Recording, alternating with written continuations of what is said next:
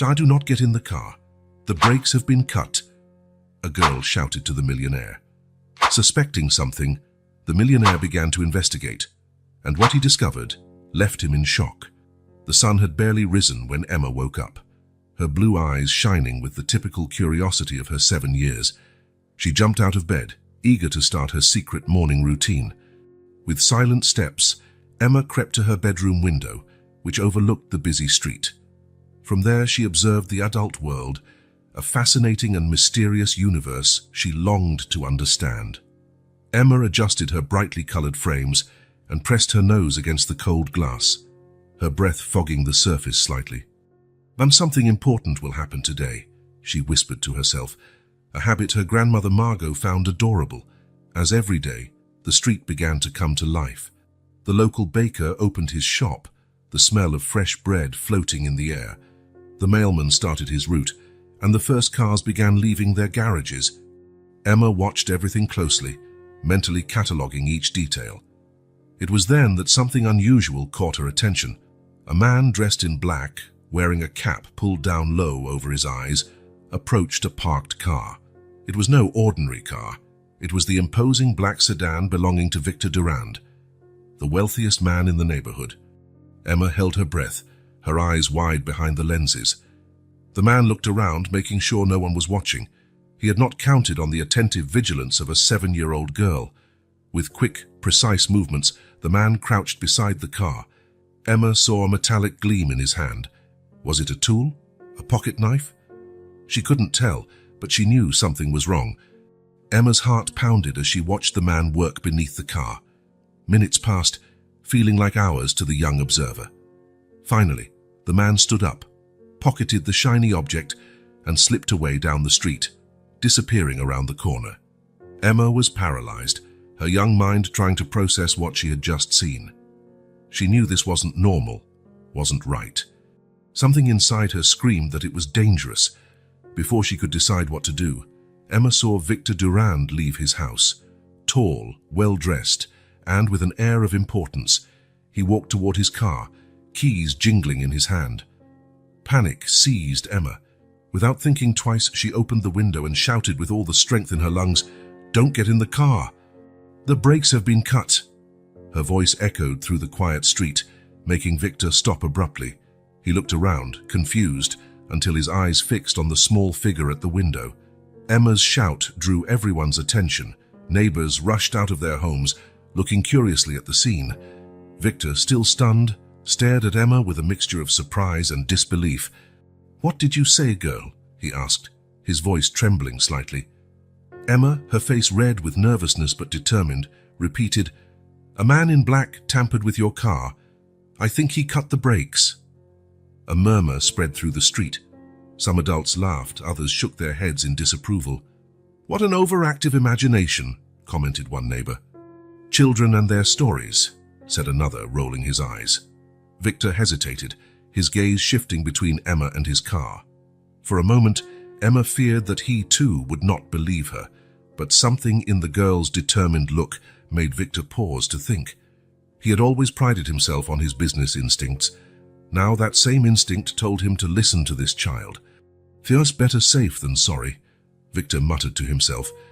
Turning to the crowd that had gathered, he announced, "I'm going to call a taxi and have the car checked out. It costs nothing to be careful, right?" A collective sigh of disappointment rippled through the crowd. They had expected a more thrilling outcome. While Victor made the call for a taxi, Emma watched everything from the window, her heart still racing. She knew she had done the right thing, even if no one else believed her. Minutes later, when the taxi arrived and Victor departed, throwing one last intrigued look at Emma, the street returned to its normal routine. People went back to their homes and tasks, the incident quickly forgotten by all except for two, Emma and Victor.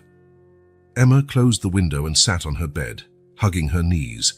She was sure of what she had seen, and a strange feeling invaded her, a mixture of fear and excitement. Something told her that this morning was just the beginning of something much bigger. Outside, Victor's black sedan remained parked, holding a secret that would only be revealed later. A secret that would forever change the life of an observant girl and a skeptical millionaire. Intertwining their destinies, in ways neither could imagine. Victor Durand settled into the back seat of the taxi, his gaze fixed on the urban landscape passing by the window. At 55, with grey hair at the temples and sharp eyes behind thin-framed glasses, Victor was the image of corporate success.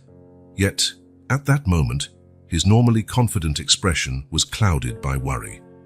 The girl's warning, Emma, he remembered, echoed in his mind. "Don't get in the car, the brakes have been cut." The words seemed absurd, a product of a child's fertile imagination. Still, something in that voice, in the conviction of those young eyes, disturbed him deeply.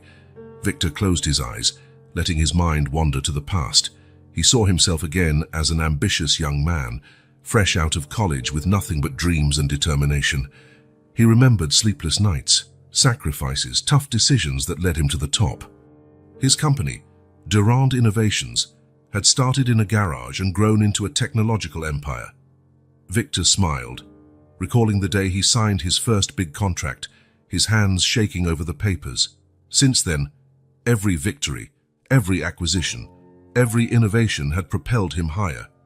But success in business wasn't everything for Victor. As his fortune grew, so did his social conscience.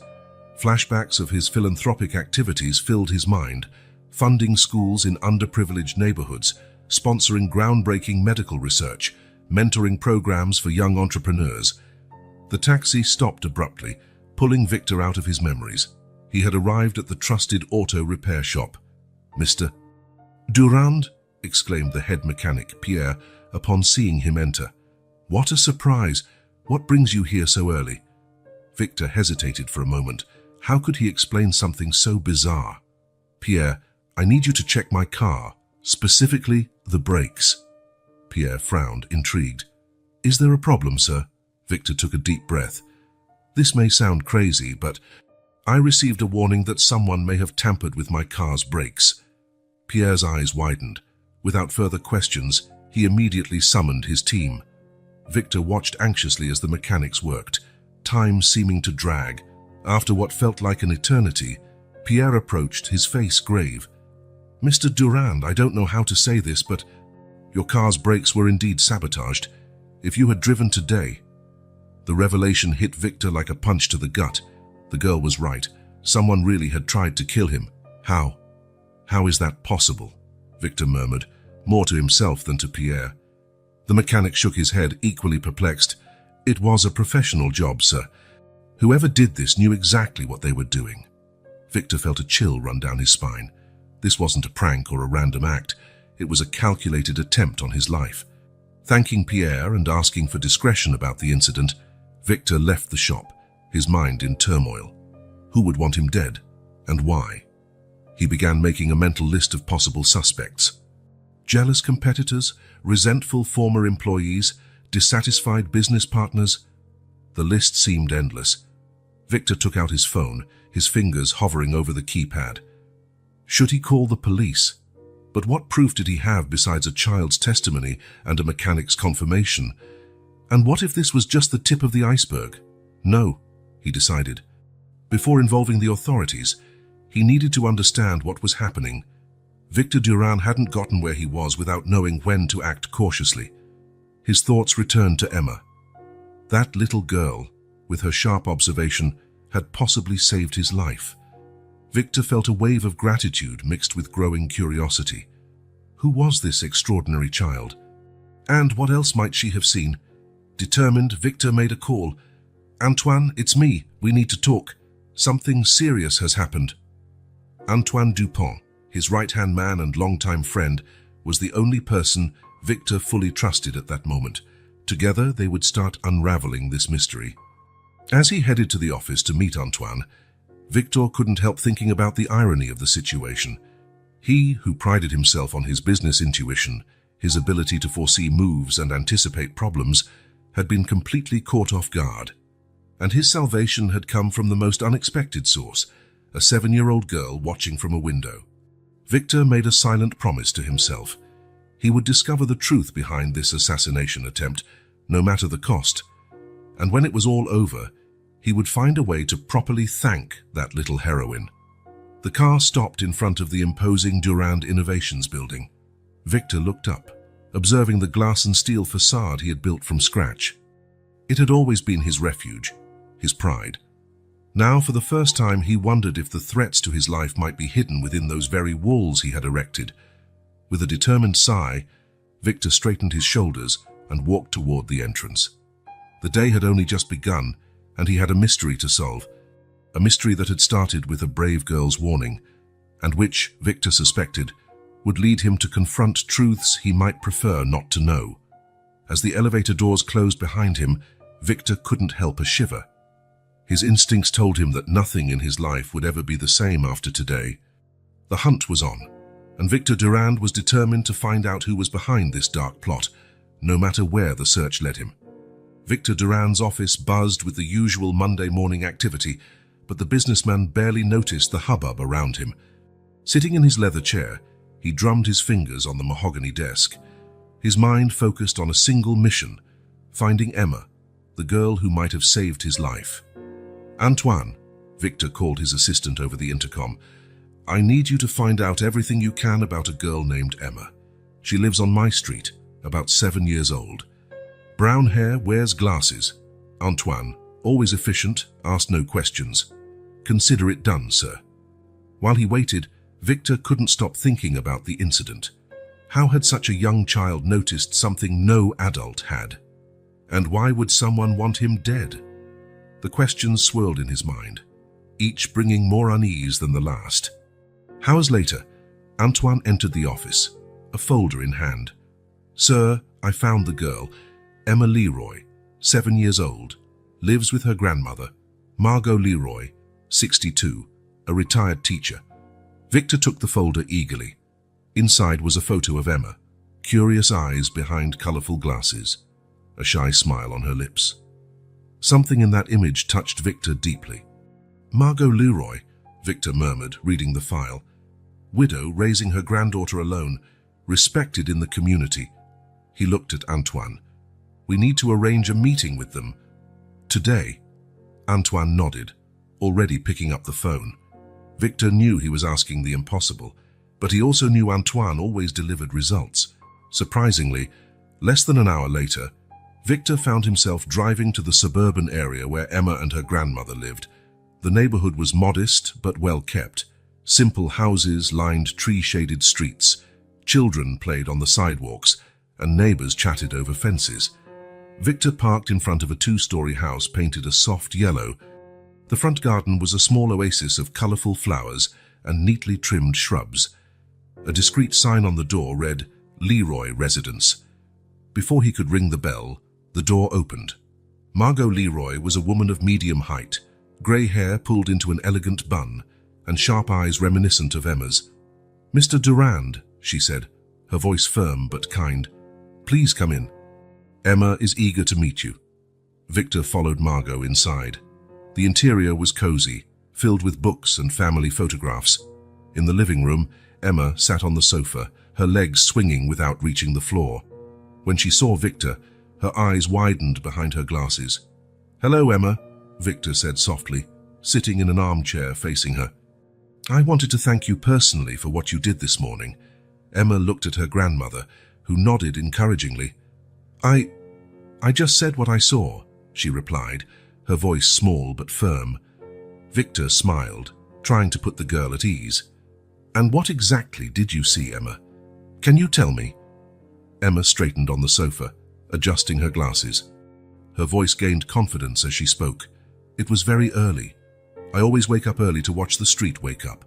I saw a man in black. He looked around and then crouched near your car. I kept watching because it seemed strange. He worked under the car for a while and then left quickly." Victor listened intently, impressed by the clarity of the girl's account. "Did you see his face?" Emma frowned, concentrating. "Not very well. He wore a cap, but he was tall and thin." Margot, who had been watching silently, interjected, "Emma has always been an attentive observer. Sometimes I think she notices more than most adults." Victor nodded, thoughtful. "Emma, have you ever seen this man before?" The girl hesitated for a moment. "I'm not sure, but—" She stopped, biting her lip. "What is it, dear?" Margot encouraged. "I think I've seen his car before, several times on the street. A small grey car." Victor felt a chill. If Emma was right, that meant someone had been watching him for some time. "Emma," Victor said, leaning forward, "you did something very brave and important. Thanks to you, something very bad was prevented."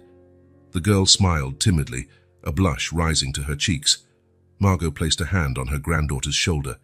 "We're proud of her, but also worried.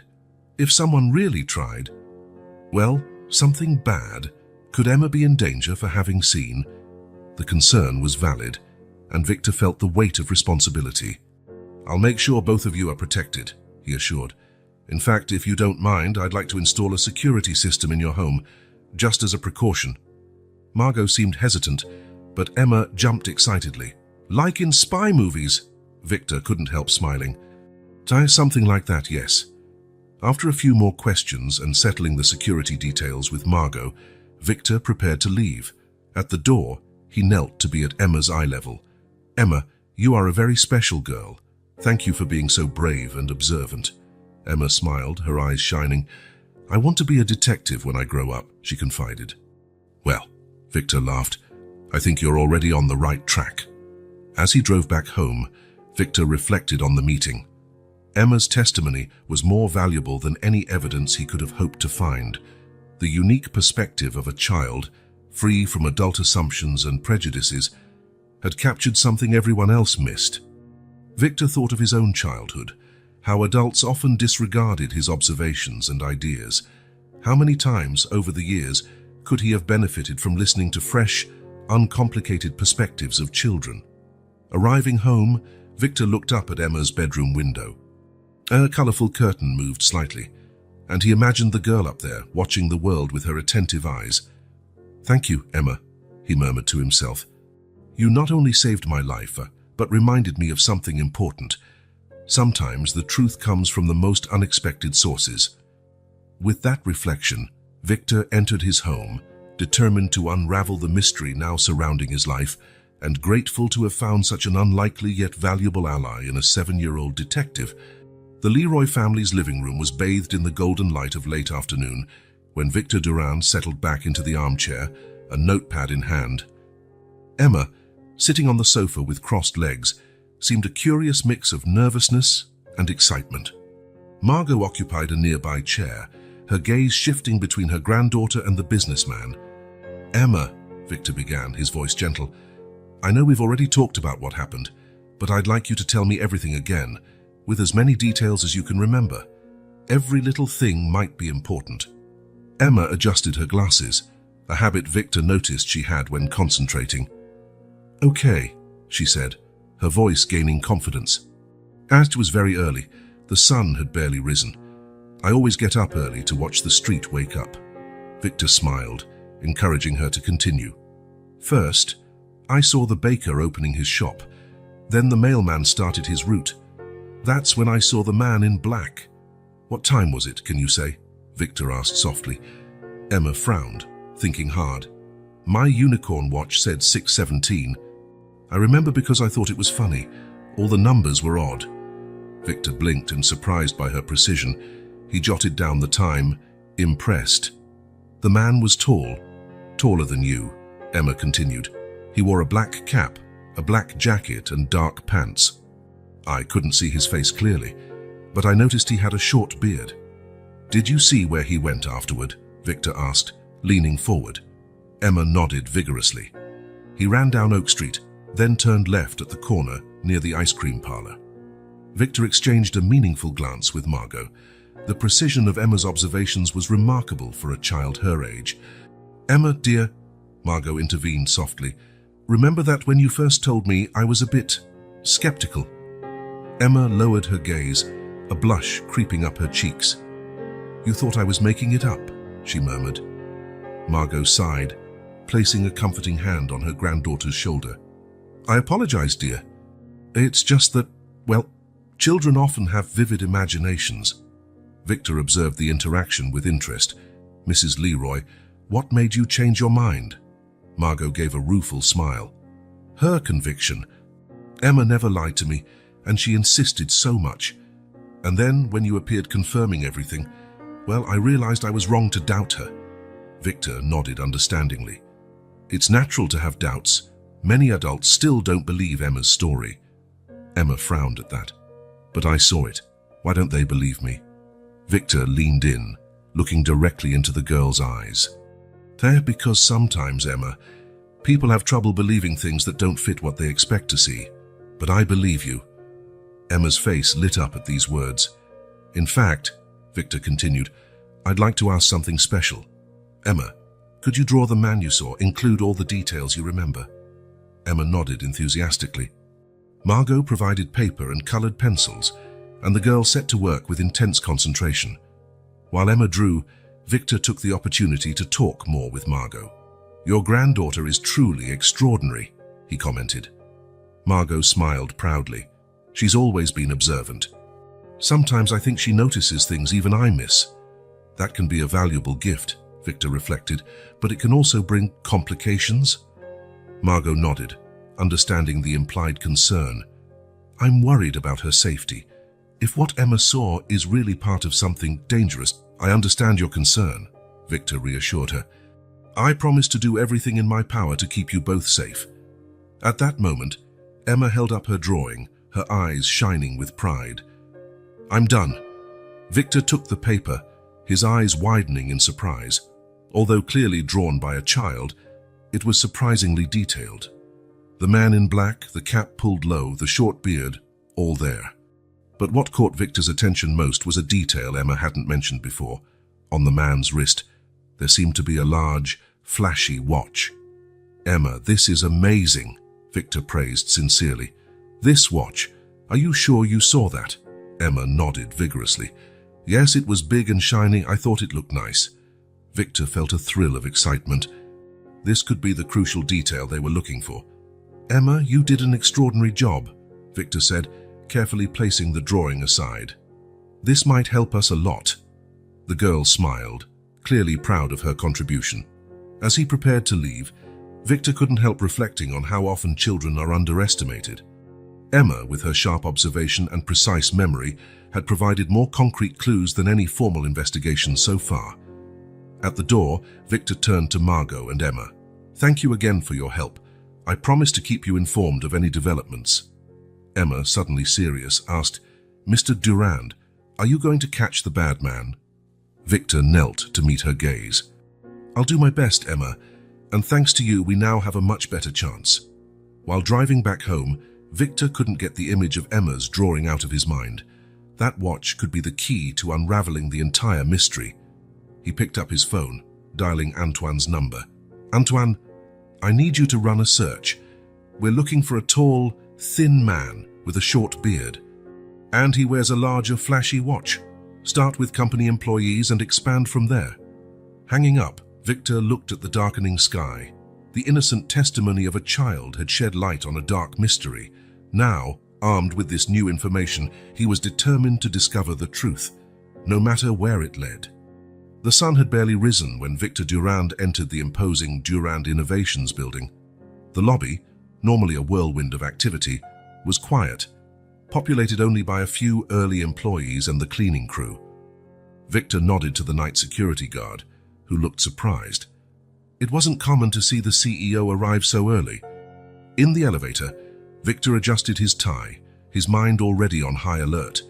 Today, he was not just the company leader, he was an investigator in his own domain. The idea deeply unsettled him. Reaching his office, Victor locked the door and turned on his computer. Before anyone noticed his presence, he wanted a chance to comb through the company's files without interference. Let's see what you're hiding, he murmured to himself, starting to browse the financial reports of the past few months. At first glance, everything seemed in order, but Victor hadn't built an empire by being naive. He knew that true irregularities often lurked in the subtlest details. After hours of meticulous analysis, Victor felt his stomach drop. There were discrepancies, small enough to go unnoticed in a routine audit, but significant when added up. Funds diverted, inflated contracts, unexplained expenses. How did this slip past me? Victor wondered, running a hand through his hair in frustration. A knock on the door startled him. Mr. Durand, his secretary's voice sounded from outside. Your executive team meeting starts in 15 minutes. Victor looked at the clock, surprised at how much time had passed. Thank you, Marie. I'll be there in a moment. Closing the files quickly, Victor prepared to face his executives. This time, however, he would watch them with new eyes. In the conference room, Victor greeted each member of the team, studying their expressions, looking for signs of nervousness or guilt. His gaze lingered on one man in particular, Lucas Moreau, the chief financial officer. Lucas was tall and thin, with a neatly trimmed short beard. Victor couldn't help but notice the large, flashy watch on his wrist, a piece that seemed strangely familiar. "Good morning, everyone," Victor began, his calm voice masking his internal storm. "Before we start, I'd like a quick update on our finances from last quarter. Lucas, could you fill us in?" Lucas stood, nervously adjusting his tie. "Of course, Mr. Durand. Overall, we had a strong quarter. Our revenues increased by 7% over last year, and..." As Lucas spoke, Victor watched closely, not just his words, but also his body language. The man seemed more nervous than usual, his eyes avoiding direct contact with Victor. "And what about operating expenses?" Victor interrupted softly. "I noticed some interesting fluctuations." Lucas hesitated for a barely perceptible moment. Yes, we had some unexpected costs with the new R&D project, but nothing out of the ordinary for an initiative of that scope." Victor nodded, feigning acceptance, but his mind worked furiously. The fluctuations he had noticed went far beyond simple R&D costs. As the meeting continued, Victor noted other suspicious behaviors. Antoine Dupont, his right-hand man, cast furtive glances at Lucas. Sarah Chen, the chief operations officer, was unusually quiet, fiddling nervously with her tablet. When the meeting ended, Victor gestured for Lucas to stay behind. "Lucas, could you come to my office? I have a few questions about the financial reports." In the office, Victor closed the door and turned to Lucas. "Lucas, I'm concerned about some discrepancies I noticed in our accounts. Can you explain these numbers?" Victor slid a folder across the desk, watching closely for Lucas's reaction. The CFO paled visibly, his hands trembling slightly as he picked up the documents. I don't understand, Mr. Durand. These numbers seem in order," Lucas stammered, avoiding Victor's gaze. "Really?" Victor pressed. "Because to me, it looks like there are funds being diverted, considerable funds." Lucas swallowed hard, his face a mask of poorly concealed panic. "There must be some error. I'll check immediately." "Do that," Victor said firmly. "And Lucas, I want a full report on my desk tomorrow morning." As Lucas left hastily, Victor sank into his chair, his mind a whirlwind. The evidence pointed to an internal fraud scheme, possibly involving several high-level executives. But what was the connection to the sabotage of his car? Victor picked up the phone, dialing a familiar number. "Antoine, I need you to conduct a discreet investigation. Check recent activities of Lucas Moreau, Sarah Chen, and, well, the entire executive team, actually, and Antoine. Be extremely cautious. We don't know who we can trust." Hanging up, Victor rose and walked to the window, observing the city below. The company he built with so much effort now seemed infested with shadows and secrets. "What else are you hiding?" he murmured, his reflection in the glass returning a determined stare. In that moment, Victor Durand made a silent promise to himself. He would unravel this web of lies and betrayal, no matter the cost. And when the dust settled, he would rebuild his company on foundations of integrity and trust. But first, he needed to find out how deep this conspiracy ran, and who, exactly, wanted him dead. With that grim resolve, Victor returned to his desk, ready to delve deeper into the shadows threatening everything he had built. Victor Durand's office was immersed in dusk's dim light as he finally leaned back in his chair, rubbing tired eyes. The last few days had been a roller coaster of disturbing discoveries and growing suspicions. Each new piece of information seemed to open Pandora's box of more questions and uncertainties. A soft ping from the computer caught his attention. Victor frowned upon seeing a new email from an unknown sender. Hesitant, he clicked to open it. "Dear Mr. Durand, your curiosity may cost you dearly. Some stones are best left unturned." For everyone's sake, especially those you care about, I suggest you reconsider your recent investigations. A concerned friend. Victor felt a shiver run down his spine. The message was clear in its subtext. This was no longer just about him. The veiled mention of those you care about made his mind immediately jump to Emma and her grandmother. Determined not to be intimidated, Victor printed the email and placed it in a secure folder. He needed to speak with Antoine, his right-hand man and longtime friend. As if summoned by his thoughts, Antoine knocked softly on the door. "Victor, still here so late?" Victor beckoned Antoine in and closed the door. "Antoine, things are getting more complicated than we imagined." He spent the next few minutes updating Antoine on his recent discoveries and the threat he had just received. Antoine listened intently, his face a mask of concern. "This is serious, Victor," Antoine said, running a hand through his graying hair. "You're dealing with dangerous people. Maybe we should involve the authorities." Victor shook his head. "Not yet. We have no concrete proof, just suspicions. If there's a leak, we could lose everything." Antoine nodded, thoughtful. "What about the girl, Emma? She might be in danger." "I've already arranged security for her and her grandmother," Victor assured. "But you're right, we must be extremely cautious." As they discussed strategies, Victor's phone rang. It was Margot Leroy, Emma's grandmother. "Mr. Durand? Sorry to bother you so late, but Emma insisted I call. She saw something she thought you should know." Victor straightened in his chair, immediately alert. "What did she see, Mrs. Leroy?" "A car," Margot explained, her voice a mix of worry and skepticism. "The same grey car she mentioned before. Emma says she saw it parked near our house several times today, with a man inside watching." Victor exchanged a significant look with Antoine.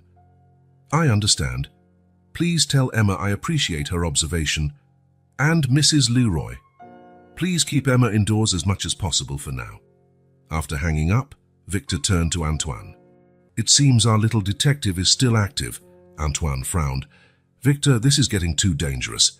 Maybe we should back off, at least temporarily." Victor shook his head firmly. "I can't, Antoine. If we back off now, who knows what else they might do. No, we need to see this through." In the following days, Victor intensified his discreet investigation. He closely observed his employees, noting suspicious patterns. Lucas Moreau, the CFO, seemed especially nervous, often whispering into his phone and glancing over his shoulder.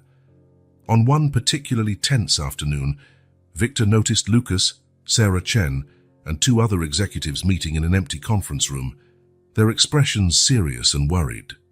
Through the glass, he saw agitated gestures and tense faces, determined to listen.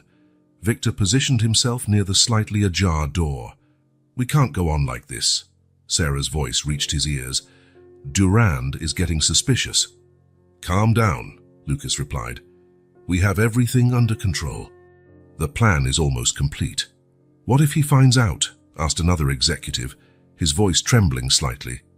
"He won't," Lucas stated confidently, making Victor's blood run cold. "And if he gets too close, well, accidents happen, right?" Victor backed away silently, his heart pounding. The situation was worse than he thought. It wasn't just fraud. It was a full-blown conspiracy, possibly involving attempted murder. Back in his office, Victor found Antoine waiting. "Victor, you look like you've seen a ghost," Antoine commented. Worried, Victor sat heavily, reporting what he had just heard. Antoine listened in silence, his face growing paler. "My God, Victor," he finally said. "This is unbelievable. What are we going to do?" Victor looked at his longtime friend, feeling the weight of their trust. "We need to act, Antoine, but with extreme caution. We don't know how deep this conspiracy goes or who else is involved." Antoine nodded gravely. "Count on me, Victor. We'll unravel this together." As they planned their next steps, Victor couldn't help thinking of Emma. The courage and insight of that small girl had been the catalyst for it all. Now, it was his responsibility not only to protect her, but also to dismantle the corruption threatening his company and possibly much more. "Antoine," Victor said finally, "we need to be smarter than them. Install hidden cameras, tap phones if necessary. We need concrete proof." Antoine hesitated. Well, it's risky and possibly illegal, Victor. I know, Victor sighed. But what's happening here is much worse. Sometimes, Greeks, we need to cross certain lines to do what's right. With a plan in mind, Victor prepared for the battle ahead. The corporate shadows were deepening, but he was determined to bring everything to light, no matter the cost. As night fell over the city, Victor looked out his office window, watching the lights flicker in the darkness. Somewhere out there, Emma was also watching, her young eyes capturing details adults might miss. Victor smiled slightly, grateful to have such an unlikely ally in this fight against the shadows. The battle had only just begun, and Victor Durand was ready to face whatever lay ahead. Morning began like any other for Victor Durand. The familiar sound of the elevator announcing his arrival on the executive floor, the aroma of freshly brewed coffee drifting through the corridor. But as soon as the doors opened, Victor sensed something was off. The silence was oppressive.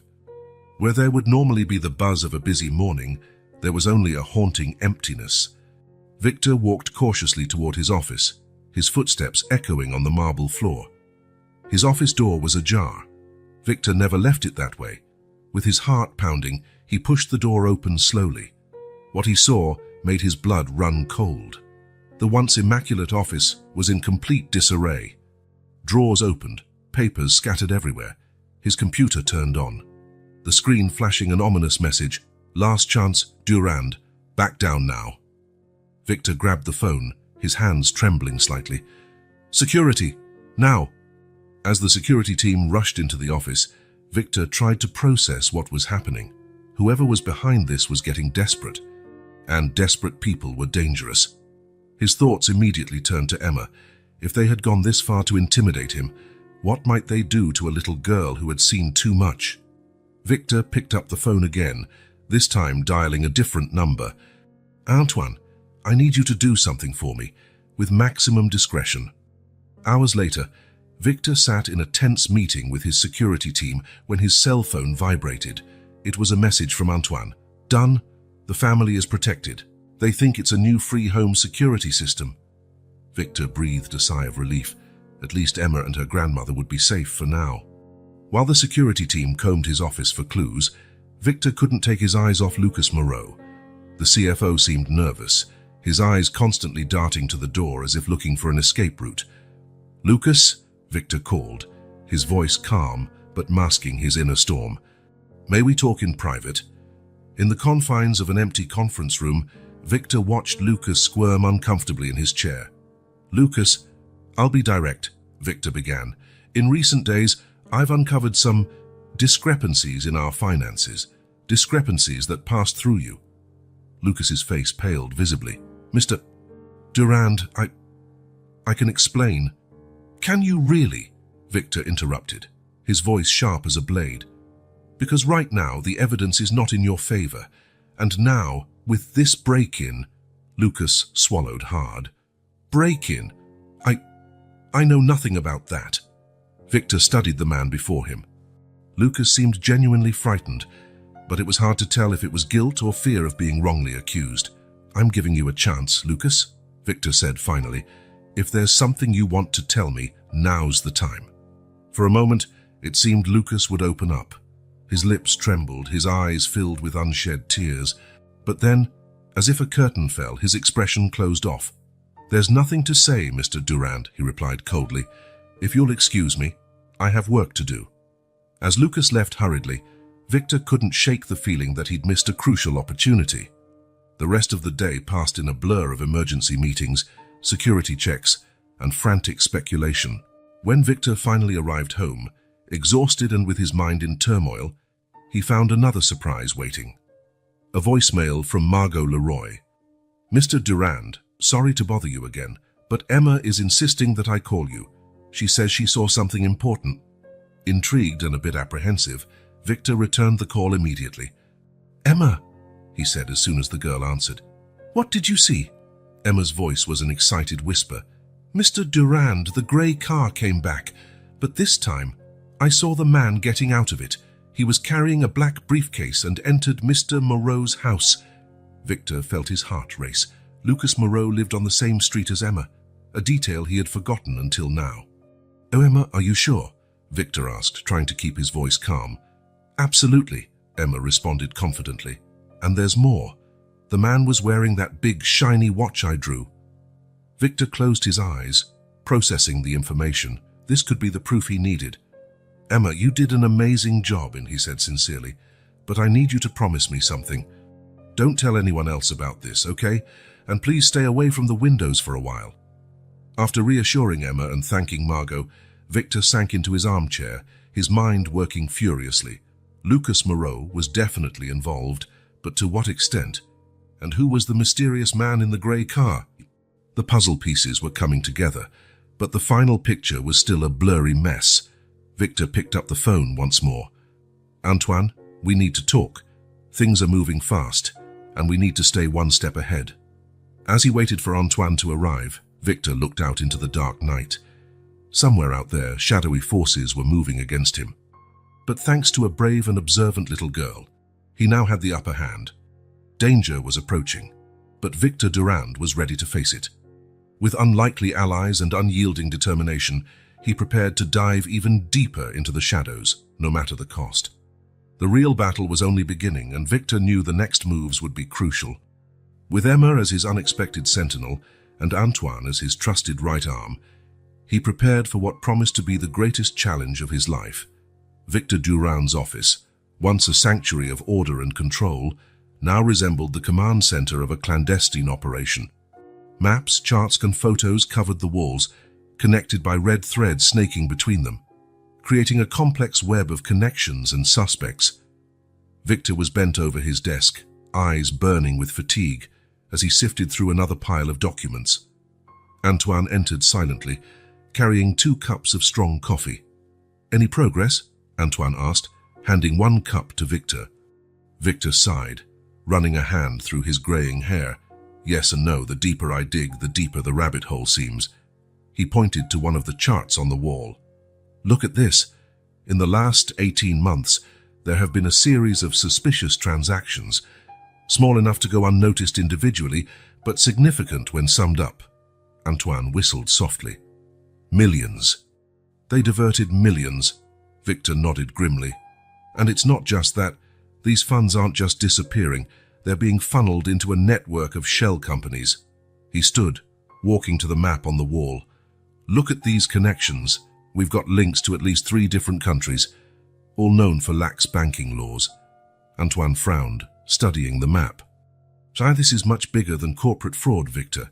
This looks like money laundering," Victor finished, "on a massive scale." Silence weighed in the room as both men contemplated the magnitude of the situation. "Who's involved?" Antoine finally asked. Victor pointed to several photos on the wall. Lucas Moreau, for sure, Sarah Chen as well, and at least 3 other senior executives. He hesitated before adding, "I have reason to suspect powerful external connections." Antoine paled. "Politicians?"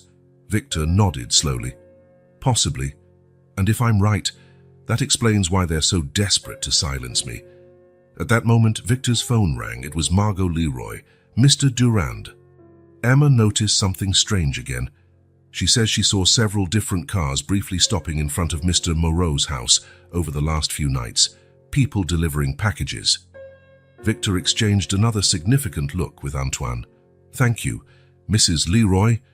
Please tell Emma she's doing an excellent job, but remind her to be discreet and careful."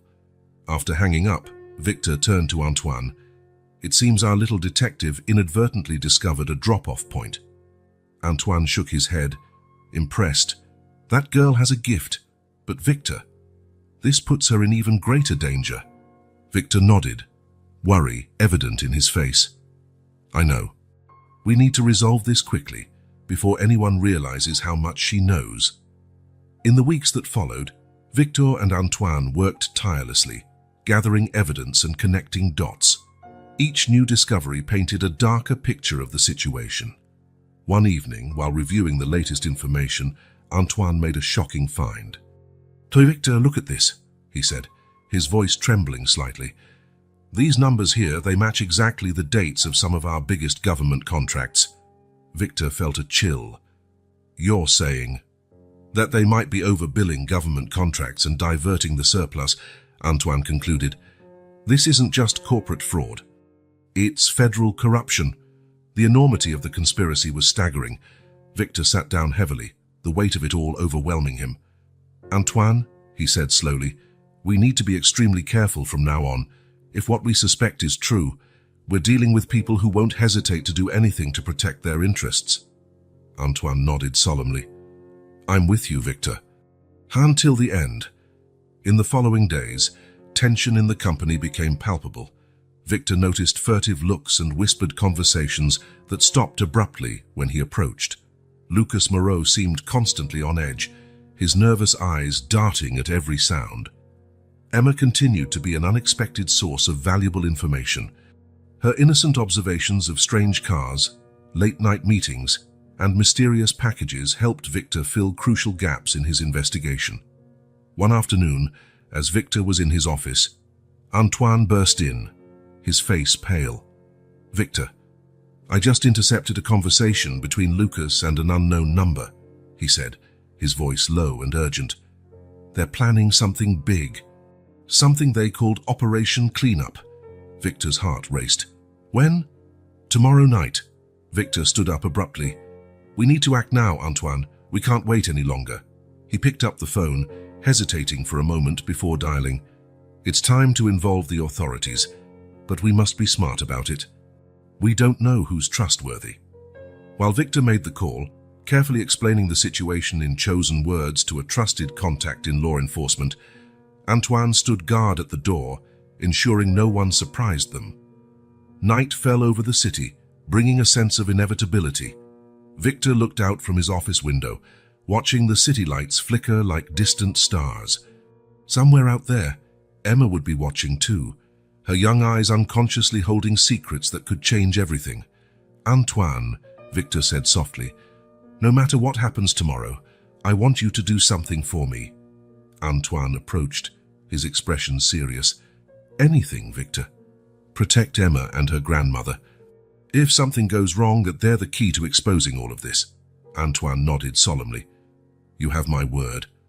When the sun rose the next day, Victor Durand was ready for the fight of his life.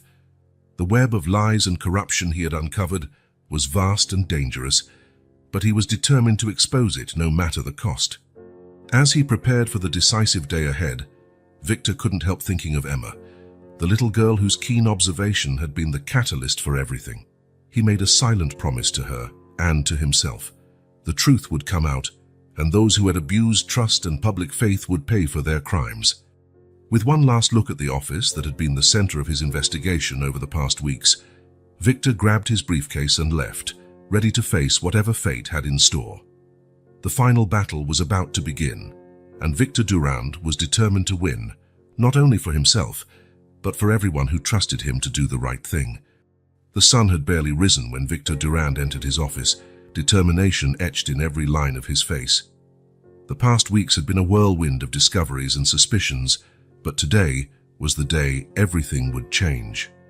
With purposeful steps, he approached the wall covered in photos, documents, and red lines connecting the conspiracy's dots.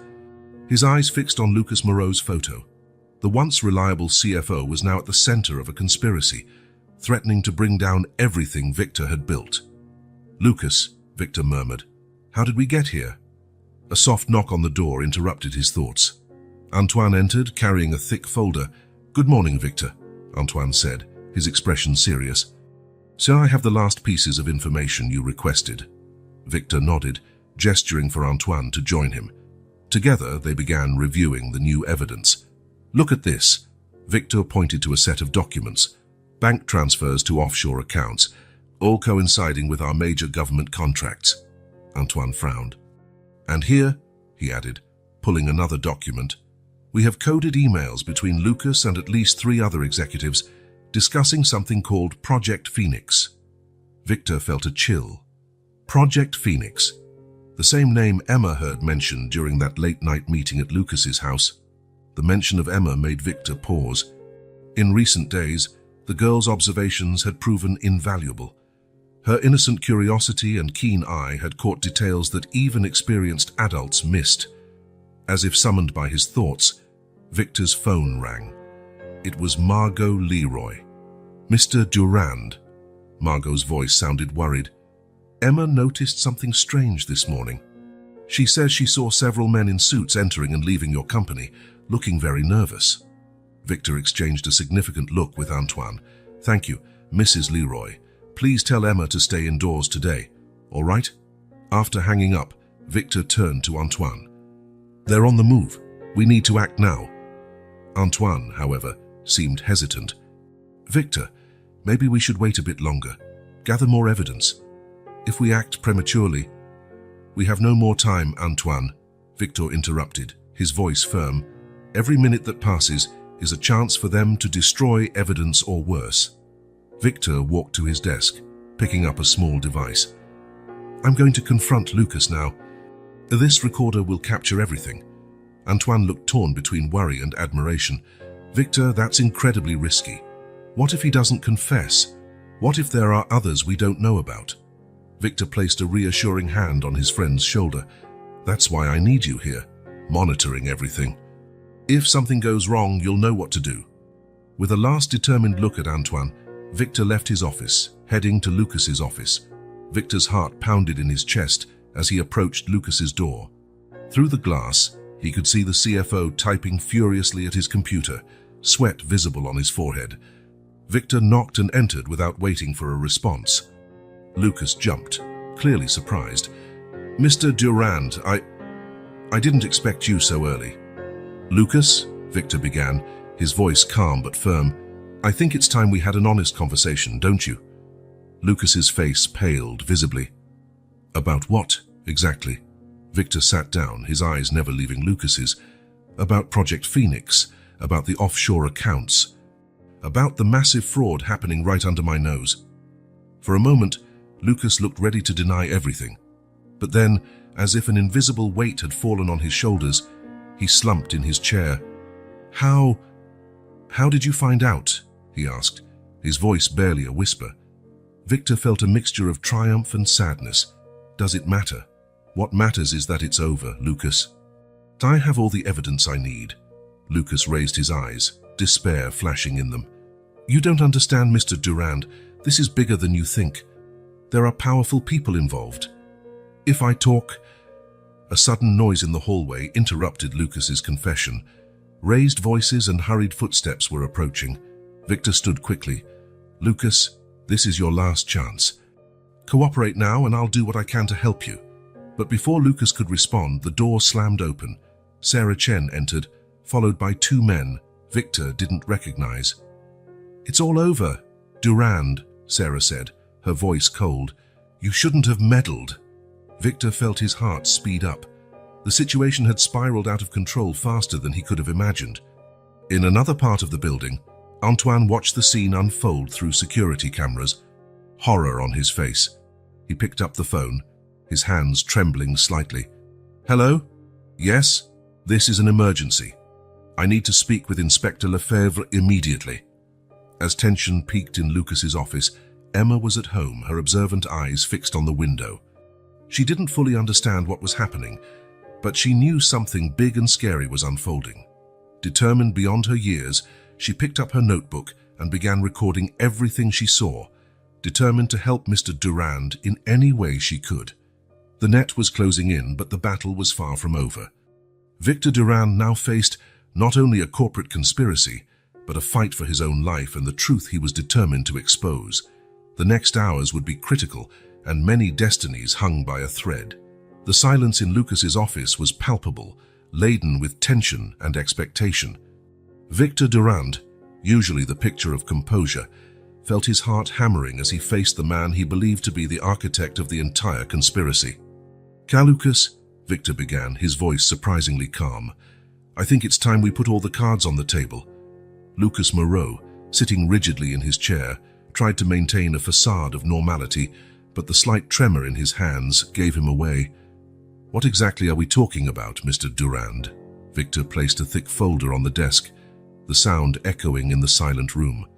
"First, we're talking about fraud, Lucas, money laundering, corruption on a scale I never could have imagined in my own company." Lucas's face visibly paled. but his voice remained steady. "Those are very serious accusations, Mr. Durand. I hope you have the evidence to back them up." Victor opened the folder, spreading documents, charts, and photos across the table. "Dwight, I have more than evidence at Lucas. I have the entire story. Offshore accounts, inflated contracts, Project Phoenix. I know it all." For a moment, Lucas seemed to waver, his eyes darting rapidly over the documents before him. But then, as if he had flipped a switch, his expression hardened. "This is ridiculous," he declared, pushing the papers back toward Victor. "These documents can be easily fabricated. You have nothing concrete against me." Victor felt a wave of frustration. He had hoped for a confession, not more denials. "Lucas, please. We've worked together for years. I trusted you. If you cooperate now, I can help." "Help!" Lucas interrupted, his voice rising. "You don't understand anything, Durand. There's nothing to confess because there is no crime. You're seeing conspiracies where none exist." The tension in the room was almost unbearable. Victor could feel his chance slipping through his fingers. He decided to change tactics. "What about the late-night meetings at your house? The suspicious cars, the mysterious deliveries?" Lucas frowned, genuinely confused. "What are you talking about?" Victor hesitated. He didn't want to reveal his source, but he needed to apply pressure. "I have witnesses, Lucas, people who saw suspicious activities around your home." A flash of comprehension crossed Lucas's face, followed quickly by something Victor couldn't decipher. Fear, guilt, or something else. "This is absurd," Lucas said, standing abruptly. "Am I being monitored now? This is harassment, Mr. Durand. I won't tolerate it." While the argument heated up in Lucas's office, the rest of the company buzzed with rumors and speculation. Employees exchanged nervous glances. Whispered conversations echoed through the halls. Something big was happening, and everyone could feel it. Sarah Chen, watching from afar, took out her phone and typed a quick message. "He knows. We must act now." Back in Lucas's office, the confrontation reached its peak. "You have until the end of the day to confess, Lucas," Victor declared, his patience finally exhausted. "After that, I'll expose everything publicly. Every detail, every suspicious transaction, every secret meeting." Lucas, his face a mask of indignation, replied coolly, "Do what you think you must, Mr. Durand. But remember, false accusations have consequences. You could end up destroying not only my reputation, but your own and this company's." With those words, Lucas stormed out of the office, leaving Victor alone with his thoughts and doubts. Victor returned to his own office, where Antoine waited anxiously. "How did it go?" Antoine asked, studying his friend's tired face. Victor collapsed into his chair. "Not as I hoped. He denied everything, Antoine, and he made it sound like I'm the crazy one." Antoine frowned, concerned. "What about all the evidence, the documents?" "He hinted they could be forged," Victor sighed. "And without a confession, well, it's complicated." The two men fell silent, the weight of the situation hanging over them. "What do we do now?" Antoine finally asked. Victor stood up, renewed determination in his eyes. "We prepare everything for a public exposure. Tomorrow, at the board meeting, I'll present all the evidence. It's risky, but I see no other option." As Victor and Antoine began organizing the documents and preparing the presentation, across town Emma was restless. Something in the air made her nervous, a feeling she couldn't explain. The girl approached her grandmother, who was preparing dinner. "Grandma," she said quietly, "I think Mr. Durand is in danger." Margot looked at her granddaughter, surprised. "Why do you think that, dear?" Emma bit her lip, trying to put her feelings into words. "It's just a feeling, like something bad is about to happen." Margot hesitated, torn between wanting to soothe her granddaughter's worries and the growing sense that Emma might be right. "Maybe we should call him," Emma suggested, her large eyes framed by her glasses. After a moment of reflection, Margot nodded. "All right, let's call." But when they tried, Victor's phone went straight to voicemail. Back at Durand Innovations, Victor was so absorbed in his preparations that he didn't notice the missed calls. He was determined to expose the truth at any cost. What Victor didn't know was that while he prepared for his big confrontation, Other forces were moving in the shadows. Lucas was not alone in his denial, and those behind the conspiracy wouldn't stand idly by while their empire was threatened. As night fell over the city, a sense of inevitability hung in the air. The stage was set for a confrontation that would change many lives. And somewhere, a little girl with glasses watched the darkness, her heart heavy with a premonition she barely understood, but which drove her to act. The next day promised to be a turning point, but no one could predict exactly how it would unfold. The truth was about to come to light, but at what cost? The sun had barely risen when Victor Durand entered the Durand Innovations conference room. The air was heavy with tension and expectation. Board members and top executives settled into their seats, low murmurs filling the space. Victor could feel curious and apprehensive looks upon him. With firm steps, he approached the front of the room, his folder of evidence clutched tightly in his hands. Antoine stood by his side, offering an encouraging smile. "Ladies and gentlemen," Victor began, his voice echoing in the now silent room, "I appreciate everyone's presence at this emergency meeting. What I have to share today will change the course of our company forever." He paused, his eyes scanning the room, briefly resting on Lucas Moreau, who seemed strangely calm. "In recent weeks, I've discovered evidence of massive fraud within our own company. Embezzlement, money laundering, inflated contract, the list is long and disturbing." A murmur of shock rippled through the audience. Victor began distributing folders with documents, charts, and photographs. "What you have in your hands is just the tip of the iceberg, but it's enough to—" At that moment, Victor's phone vibrated in his pocket. Normally he would ignore it, but something made him hesitate. Asking for a moment, he checked the screen. It was an email from an unknown sender. Subject, "The truth you seek." With slightly trembling hands, Victor opened the email. "Mr. Durand, you're about to make a terrible mistake. The person you're looking for is not who you think. Open the attached file. The truth will set you free, but it will also shatter you. A friend." Victor felt his heart race. He looked at Antoine, who nodded encouragingly, unaware of the email's contents. With a click, Victor opened the attachment. What he saw made his world collapse. Photos, dozens of them. Antoine at secret meetings with shadowy figures. Antoine delivering packages in dark alleys. Antoine accessing offshore bank accounts.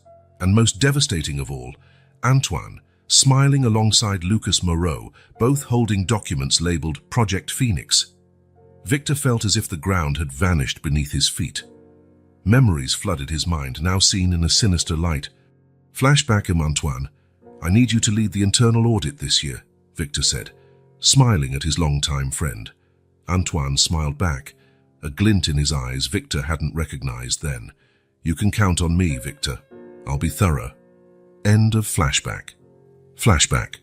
"These contracts seem a bit inflated," Victor commented, frowning at the papers on his desk. Antoine placed a reassuring hand on his shoulder. "They're just the rising market costs, Victor. Trust me, everything's in order." End of flashback. Flashback. "Antoine, what do you think of these strange transactions I found?" Victor asked, showing him some documents. Antoine took the papers, examining them briefly. "Probably a bookkeeping error. Leave it to me, I'll investigate personally." End of flashback. Victor returned to the present, his body cold and his mind in turmoil. The conference room was still full of executives waiting for his revelations, but now everything had changed.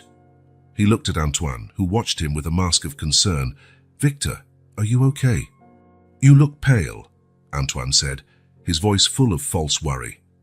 In that moment, everything became clear to Victor. Every piece of the puzzle fit, revealing an image he never could have imagined. "How could you?" Victor whispered, his voice barely audible. Antoine frowned, still keeping up appearances. "Hey, what are you talking about, Victor?" Victor straightened, his voice gaining strength. "Ladies and gentlemen, I must apologize, but I need to postpone this meeting.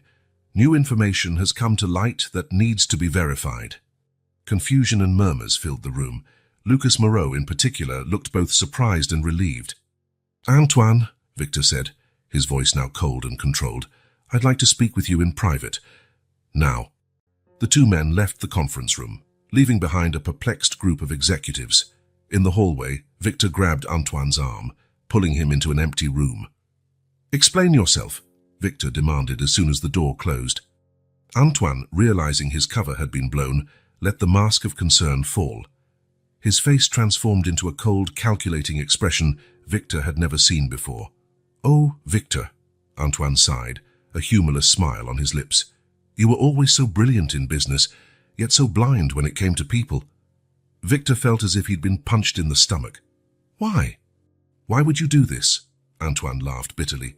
"Why? Because while you built your empire, I was always in the shadows, always second in command, never the leader. I deserved more." "So it was all about money, power?" Victor asked, incredulous.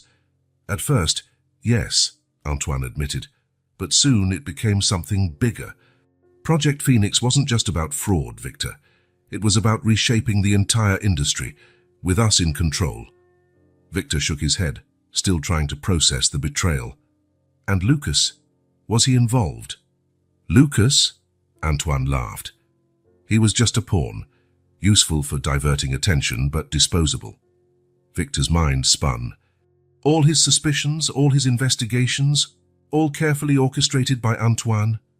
"The girl," Victor said suddenly. "Emma, how does she fit into all of this?" Antoine frowned, puzzled. "What girl?" Victor realized Emma had been the only factor Antoine couldn't control. The innocent observation of a child had almost dismantled the entire scheme. "Doesn't matter," Victor said quickly, not wanting to put Emma in danger.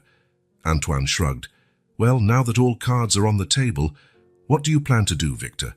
Expose everything. Destroy the company you built." Victor stared at the man he once considered his closest friend.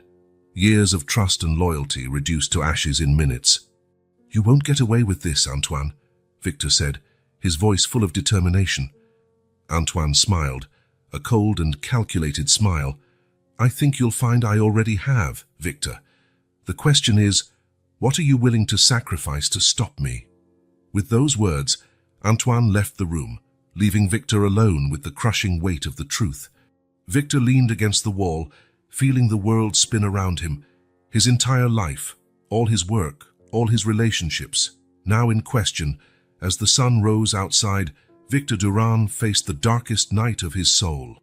The truth had been revealed, but the price was almost unbearable. Now he had to decide his next move, knowing every choice would carry consequences echoing for years.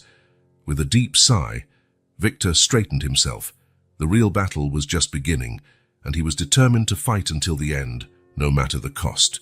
Victor Durand's office, once a sanctuary of order and control, now resembled a battlefield. Papers scattered, evidence of an investigation gone unexpectedly and devastatingly awry. At the center of this chaos, Victor stood, his eyes fixed on the door, waiting. The sound of footsteps in the hallway made his heart race. The door opened, and Antoine entered, his relaxed posture a stark contrast to the palpable tension in the air. "You wanted to see me, Victor?" Antoine asked, a slight smile playing on his lips. Victor took a deep breath, gathering all his courage. "It's over, Antoine. I know everything." Antoine's smile faltered for a moment, then returned, now tinged with arrogance. "And what exactly do you think you know?" "Project Phoenix, the offshore accounts, the contract manipulation." Victor paused, his eyes narrowing. "The attempt to sabotage my car." Antoine laughed, a cold, humorless sound. "Oh, Victor, always so direct. It's one of the things I always admired in you." "Why?" Victor's voice was laden with emotion. "All these years, and I trusted you. We built this together." Antoine's expression hardened. "Built?" "No, Victor. You built. I just facilitated. Always in the background, always in your shadow." Victor shook his head, incredulous. "So that's it? Envy? Greed?" "Don't be so simplistic," Antoine retorted. "You think this was easy for me, betraying my best friend?" He paused, his voice dropping. "But someone had to do the dirty work, Victor. Someone had to ensure Durand Innovation stayed on top, no matter the cost. At the expense of the law, ethics? Victor demanded, his voice rising. Antoine shrugged. The business world is a jungle, Victor. You should know that better than anyone. Sometimes you have to play dirty to survive.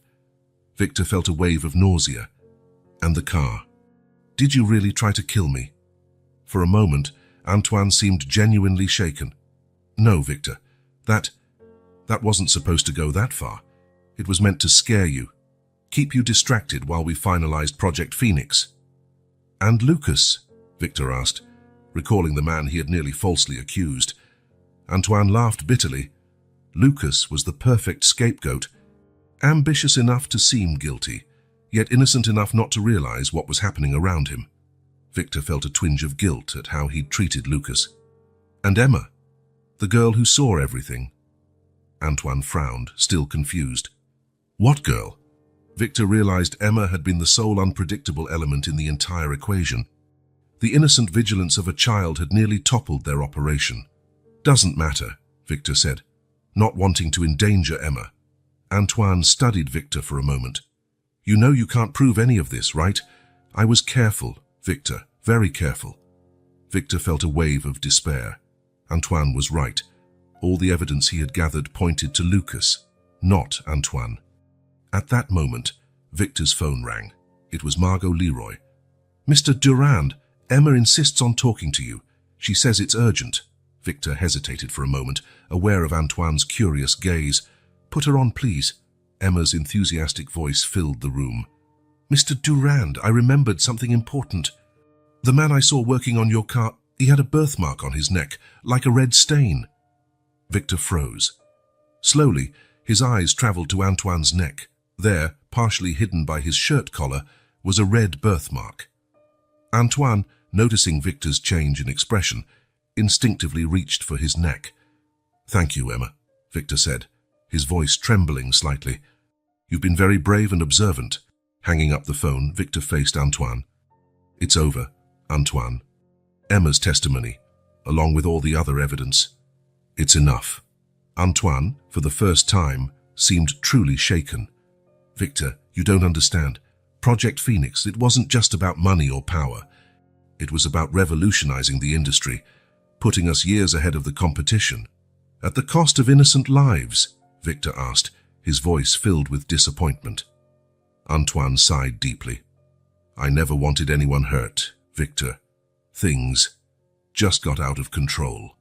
Victor felt a mix of anger, sadness, and, surprisingly, pity. Antoine, you were my best friend. I would have listened to your ideas, your ambitions. It didn't have to be like this. For a moment, Antoine's face contorted with emotion. Maybe I lost my way, Victor. The ambition, the desire to prove my worth, they consumed me. Victor stepped forward, his voice firm but compassionate. It's not too late to do the right thing, Antoine. Confess. Help us dismantle this. Maybe we can save something from all of this. Antoine looked at Victor, years of friendship and betrayal reflected in his eyes. For a long moment, silence reigned in the room. Finally, Antoine spoke, his voice low and defeated. What do you want to know? The following hours were a whirlwind of confessions, explanations, and revelations. Antoine detailed every aspect of the scheme, from the earliest financial manipulations to the latest plans of Project Phoenix. Victor listened to it all, his heart heavy with each new disclosure. The magnitude of the betrayal was crushing, but there was also a strange sense of relief in finally knowing the whole truth. When Antoine finished, both men were emotionally exhausted. Size, what happens now? Antoine asked, suddenly seeming much older and worn out. Victor sighed deeply. Now, we do the right thing. We hand all the evidence over to the authorities. We clean up the company, no matter the cost. Antoine nodded slowly. I'm sorry, Victor, for everything. Victor looked at the man he once considered his closest friend. I am too, Antoine, I am too. As the sun set over the city, casting long shadows through the office, Victor Durand faced the greatest challenge of his life, rebuilding his company, restoring trust among employees and partners, and most importantly, rebuilding his own faith in humanity. But amid all the darkness, there was a ray of light. Emma, the little observer whose courage and insight had been crucial in uncovering the entire plot. Victor made a silent promise to properly thank the girl and ensure her future would be bright. With one last look at Antoine, now in the custody of the authorities, Victor prepared to face the world outside. The truth had been revealed, justice would be served, and now it was time to rebuild. The path ahead would be difficult, but Victor Durand was ready for the challenge. With renewed integrity and hard-earned lessons, he would take his first steps toward a new dawn. The rising sun painted the sky in soft hues as Victor Durand entered the lobby of Durand Innovations. The building, once a symbol of his success, now seemed to carry the weight of recent events. Employees watched him with a mix of curiosity and apprehension as he headed for the main auditorium. Victor took a deep breath, adjusting his tie. Today would be the day of truth, the day to face the consequences and begin to rebuild. The auditorium was packed. Employees from all levels, board members, and even a few journalists crowded in, waiting anxiously for the CEO's words. Victor stepped onto the stage, silence falling over the crowd. His eyes scanned the room, briefly resting on Lucas Moreau, sitting in the front row with a tense expression. "Good morning, everyone," Victor began, his voice firm despite the emotion he held back. "The last few days have been challenging, to say the least. Today, I'm here not only as CEO, but as a man admitting his mistakes and seeking a new beginning." He paused, letting his words sink in. "As many of you may know, we uncovered a large-scale fraud within our company. What you may not know is that the main culprit was someone I trusted completely, Antoine Dupont." A murmur of shock spread through the crowd. "But Antoine's betrayal is not the only thing I must address," Victor continued, his gaze fixing on Lucas. "Lucas Moreau, please stand." Lucas stood hesitantly, confusion plain on his face. "Lucas, I made a terrible mistake by suspecting you. I let false evidence blind me and almost destroyed your reputation. For that, I offer my sincere apologies and not only reinstate you in the company, but also promote you to Chief Financial Officer." Lucas's eyes widened in surprise, a hesitant smile forming on his lips as the audience applauded. Victor continued his speech, detailing the new transparency and ethics measures to be implemented. An independent oversight committee, regular audits, and an anonymous tip line were some of the initiatives announced. "But perhaps the most important lesson I've learned," Victor said, his voice softening, "is the importance of listening to all voices, especially those we often ignore." He paused, a genuine smile lighting his face for the first time in weeks. "There is a special person to whom we owe a great deal. A young observer whose courage and insight were key to uncovering this entire plot. For privacy reasons, I cannot reveal her name, but know that we have a true heroine among us." In the audience, Margot Leroy, invited especially for the event, discreetly hugged Emma, pride shining in her eyes. "In honor of this young heroine," Victor continued, "I'm proud to announce the creation of the Young Observers Program. This program will offer scholarships and mentoring opportunities to children and young people who are exceptionally observant and ethical." Enthusiastic applause filled the auditorium. In the months that followed, Durand Innovations underwent a remarkable transformation. The new transparency policies not only restored investor confidence, but also attracted new talent who valued integrity above all. Victor Disty, in turn, found himself renewed. The experience had changed him profoundly, making him more attentive, more compassionate, and surprisingly more optimistic. One afternoon, a few months after the speech, Victor received a special visit in his office. Emma, accompanied by her grandmother Margot, entered timidly, her eyes shining with excitement behind her glasses. "Mr. Durand," Emma exclaimed, running to hug him. Victor knelt down, returning the hug with a warm smile. "Emma, it's so good to see you. How is our little detective doing?" Emma smiled proudly. "I'm practicing my observation skills every day, and guess what? I won a prize at the school science fair for a project on investigative techniques." Victor laughed, genuinely delighted. "That's wonderful, Emma. Who knows, maybe one day you'll become a great detective for real." Margot watched the interaction with a gentle smile. She's been talking about it constantly. It seems our little Emma has found her calling. Victor stood, addressing Margot. She has an incredible gift, and thanks to her, many lives were saved, including mine. As they talked, Victor couldn't help reflecting on how a child's unique perspective had changed everything. Emma, with her keen observation and innocent courage, had been the catalyst to uncover a conspiracy that seasoned adults had missed. After Emma and Margot's visit, Victor found himself gazing out his office window, contemplating the changes of the last few months. Durand Innovations was not only financially stronger, but had become a model of business ethics. The Young Observers program was already making a difference in the lives of dozens of talented children. Personally, Victor felt transformed. Antoine's betrayal had been painful, but it also taught him valuable lessons about trust, judgment, and the importance of questioning his own assumptions. He thought of Lucas, now thriving in his new role as CFO, bringing a fresh and ethical perspective to the department. Lucas's redemption was a constant reminder of how powerful second chances could be. The sun began to set, casting a golden glow over the city. Victor picked up a framed photo on his desk, a selfie taken with Emma and Margot during a recent picnic. Emma's bright smile reminded him daily of the importance of honesty, insight, and courage, no matter one's age. Epilogue. 5 years later. The university auditorium was packed. A sea of anxious faces turned toward the stage.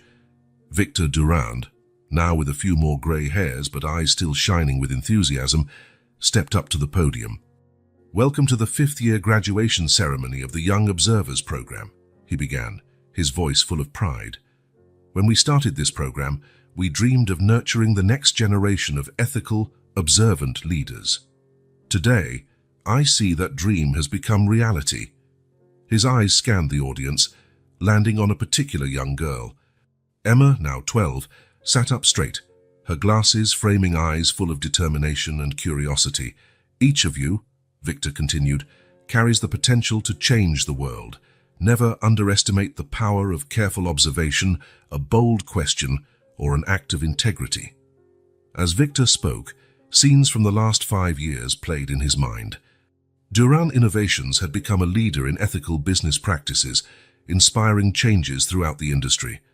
The fraud case, far from ending the company, had become a turning point for something greater and better. Emma, for her part, had become something of a legend among program participants. Her story, though never fully revealed publicly, inspired other young people to be attentive observers and defenders of the truth. Margot, sitting beside Emma, could not contain her pride. Her granddaughter had grown not only in stature, but in wisdom and compassion. Emma's interest in mysteries and investigations had evolved into a passion for social justice and forensic science. As he concluded his speech, Victor looked directly at Emma, a silent understanding passing between them. "Always remember," he said, his voice charged with emotion, "that the truth often comes from the most unexpected sources. Keep your eyes, ears, and most importantly, your hearts open, for it is at the intersection of keen observation and deep compassion that we find the solutions to the world's greatest challenges." As applause echoed through the auditorium, Victor felt profound gratitude. The journey of the last few years had been challenging, but incredibly rewarding. From a crisis had been born an opportunity for real, lasting change. Emma, applauding enthusiastically, felt a wave of inspiration. She knew her journey was only just beginning. With the skills she had learned and the support of mentors like Victor, she was ready to face the mysteries and challenges the future would bring. As the ceremony ended, a sense of hope filled the air. Victor Durand, Emma, and all the young observers present were living proof that with honesty, insight, and courage, it was possible not only to overcome adversity, but to transform it into opportunities for a brighter, more just future for all. The final lesson was clear. In a complex and often obscure world, the light of truth can come from anywhere, even from the attentive gaze of a child. And once that light is lit, it has the power to illuminate paths toward a better tomorrow for everyone.